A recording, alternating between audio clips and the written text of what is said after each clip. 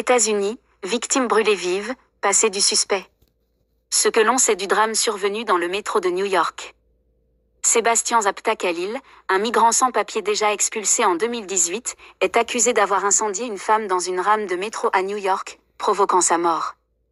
Sébastien Zapta Khalil, un migrant sans papier originaire du Guatemala, âgé de 33 ans, a été mis en examen mardi pour meurtre au premier et au deuxième degré ainsi que pour incendie criminel, indiquent les médias américains dont CNN. Il est accusé d'avoir incendié une femme endormie dans une rame de métro à Brooklyn, causant sa mort.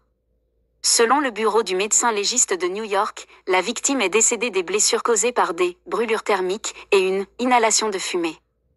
Lors de son audience mardi, il n'a pas plaidé. Une nouvelle audience est prévue vendredi. L'attaque s'est déroulée dimanche matin, vers 7h30, dans une rame de la ligne F approchant la station Stillwell Avenue à Brooklyn. La police a d'abord cru à un incendie accidentel, ayant trouvé des bouteilles d'alcool près de la victime. Cependant, les images de vidéosurveillance ont révélé que Sébastien Zapta Khalil était assis en face de la victime. Il s'est levé, a mis le feu à ses vêtements et à une couverture qu'elle utilisait, puis a attisé les flammes en agitant un t-shirt. Un acte d'une profonde barbarie. Selon le rapport, le suspect a quitté la rame et s'est assis sur un banc du quai, observant la femme brûler jusqu'à ce qu'elle soit complètement enveloppée par les flammes. La victime, non identifiée mais confirmée comme étant une adulte, semblait avoir des problèmes de mobilité, comme l'indique la présence d'un déambulateur sur place. Elle portait également plusieurs couches de vêtements, ce qui aurait probablement accéléré la propagation du feu. Après avoir diffusé des images de surveillance, la police a reçu l'aide de 3 lycéens qui ont reconnu Sébastien Zapta Khalil dans une rame de métro à Manhattan. Les forces de l'ordre ont arrêté le train à Herald Square, fouillant chaque wagon avant de retrouver le suspect, qui portait un briquet dans sa poche. Il a été arrêté environ 8 heures après l'incident. Le passé du suspect. Sébastien Zapta Khalil avait déjà été expulsé des États-Unis en 2018 après avoir été intercepté par les forces de l'ordre à Sonata, en Arizona. Il avait reçu une ordonnance d'expulsion rapide et avait été renvoyé au Guatemala 6 jours plus tard.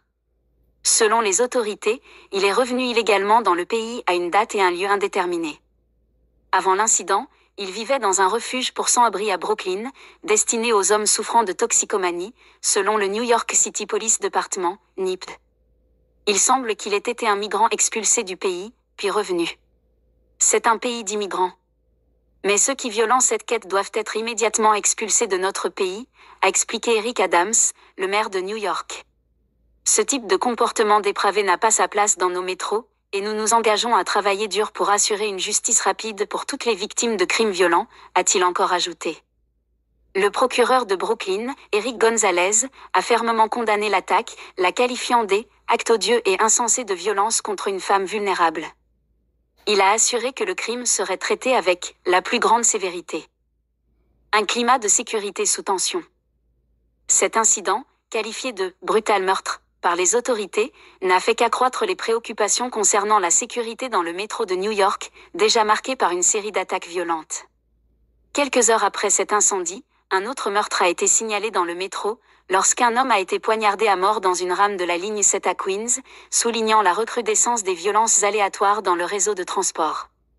Bien que la gouverneure Kathy Hochul ait déclaré une baisse de 10% de la criminalité dans le métro depuis mai, elle a annoncé des mesures supplémentaires pour renforcer la sécurité.